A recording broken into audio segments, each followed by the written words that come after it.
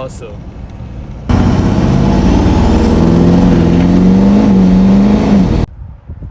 Alright, so we've got about 600 miles on that billet S369 setup that we had previously installed in one of my prior videos. Today we're going to actually see what it's all about.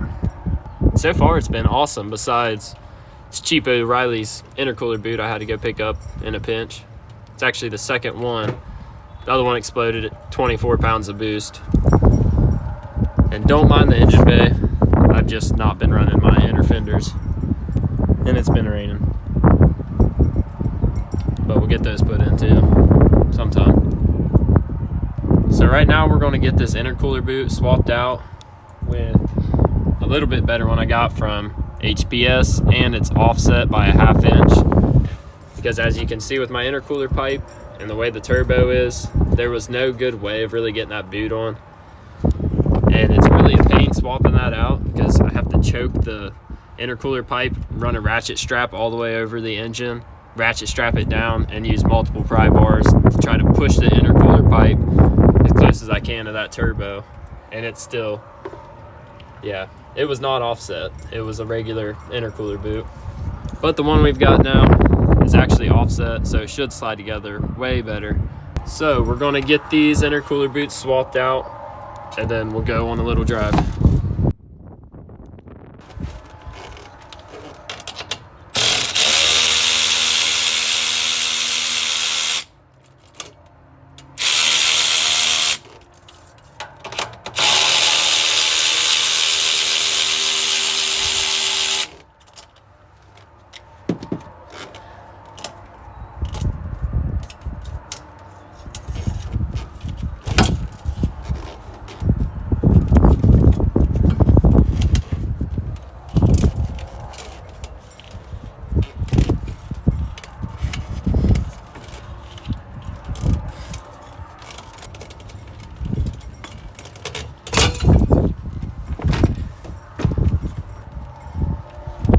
As you can kind of see between the two, the offset should really help us out.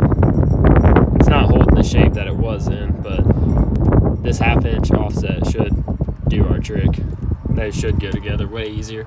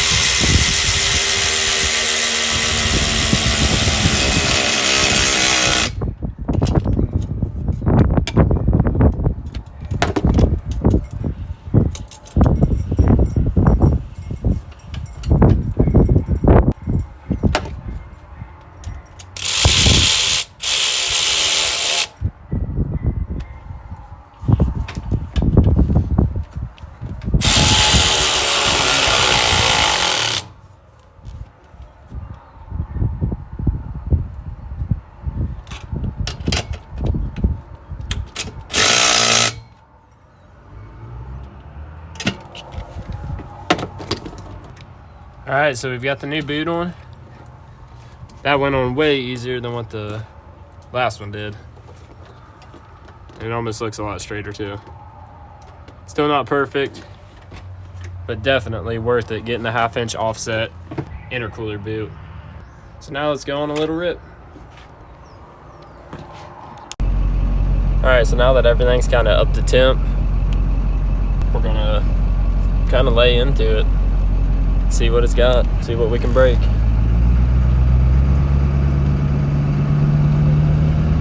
See what kind of boost we can hit.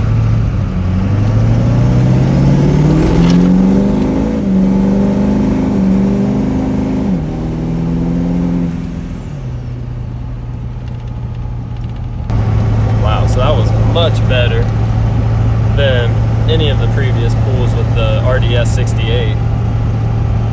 And I'm still on tune 2. That was not tow haul mode or 5. And it wasn't even floored, but gave her more beans than we have. We'll put it in tow haul mode, we'll turn it into 5, and we'll see what kind of acceleration it's got right here. Yeah, it's at 5, tow haul. Just gonna ease into it.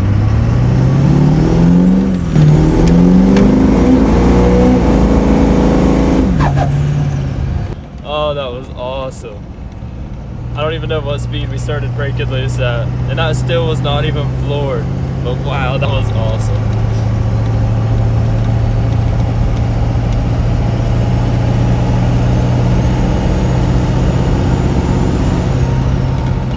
And man, this turbo just sounds so good.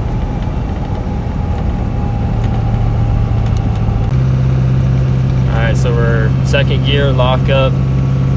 Get to 30, I'll lay into it.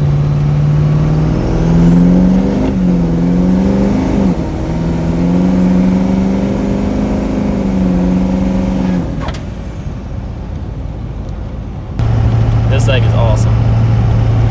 Super impressed with this turbo.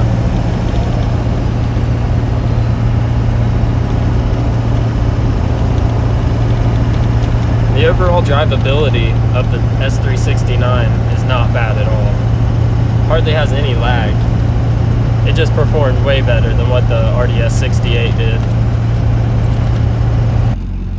I'll try to get a little shot here of kind of how smoky it is.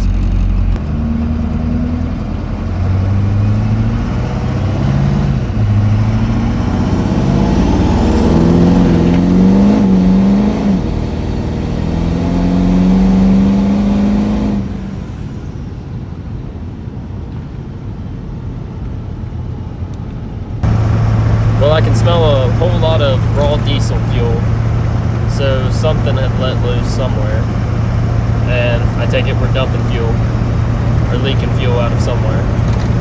So we're going to get it back to my house real quick and take a look at it.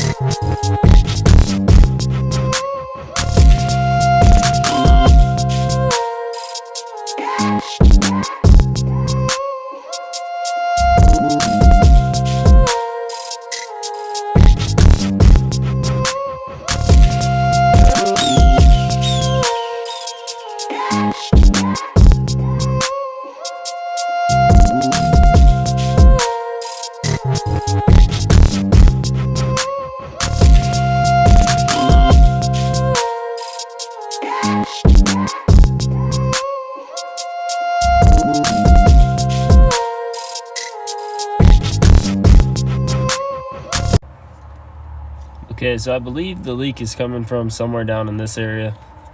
I'm not really sure if it'd be coming from this rubber line, my feed line that I've got ran, or an injector feed line.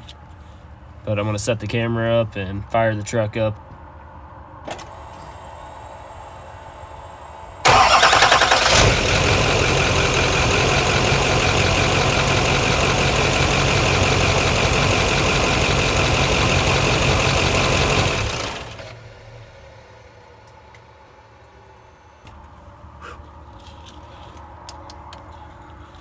Definitely seems to be coming from over here.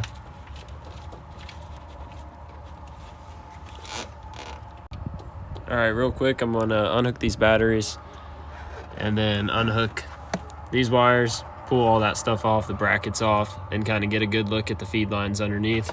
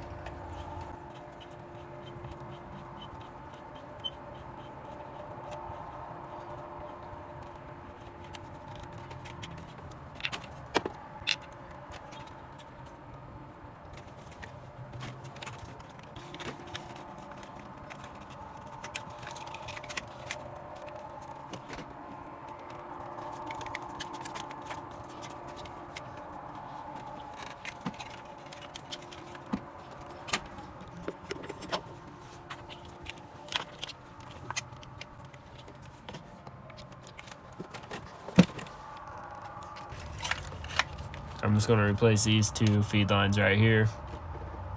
Ain't gonna take a chance.